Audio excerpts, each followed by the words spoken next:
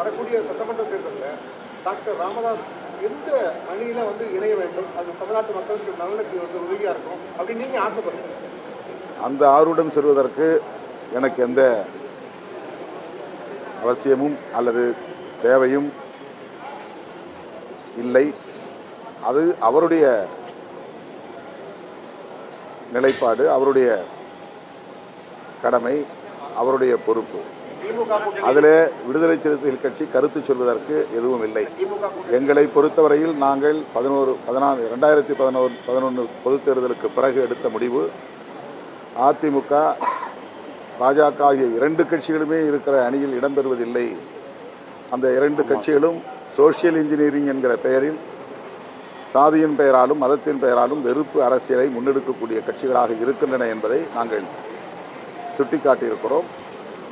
அந்த நிலைப்பாட்டில் நாங்கள் உறுதியாக இருக்கிறோம். பாமக இன்றைக்கு ஒரு அணி மோடி தலைமையிலான கூட்டணியில் இடம்பெற்றிருக்கிறது. இன்னொரு அணியை திமுக கூட்டணியில் இணைத்துக் கொள்வது பற்றி திமுக தலைமைதான் முடிவெடுக்க வேண்டும். அதில் நாங்கள் எந்த முடிவும் எடுக்கக்கூடிய நிலை இல்லை. நாங்கள் ஏற்கனவே 14 ஆண்டுகளுக்கு முன்பே முடிவெடுத்து விட்டோம். இப்போதைக்கு முடிவெடுக்கும் நிலை எதுவும் இல்லை. திமுக கூட்டணிக்கு பாமக வரும் பட்சத்தில், ராமதாஸ் அணி வந்துச்சுன்னா நீங்க தொடர்வீங்களா கூட்டணியில்? 14 ஆண்டுகளுக்கு முன்பே எடுத்த முடிவு தான். அதில் அப்புறம் என்ன உங்களுக்கு சந்தேகம்? 14 ஆண்டுகளுக்கு முன்பு நாங்கள் எடுத்த முடிவு தான். அந்த முடிவில் உறுதியாக இருக்கிறோம். 14 ஆண்டுகளுக்கு முன்னே எடுத்த முடிவு தான்.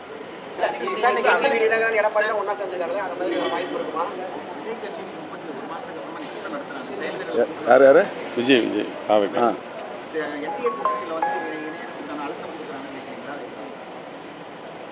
நான் யூகமா எதையும் சொல்ல முடியாது. விஜய் அவர்கள்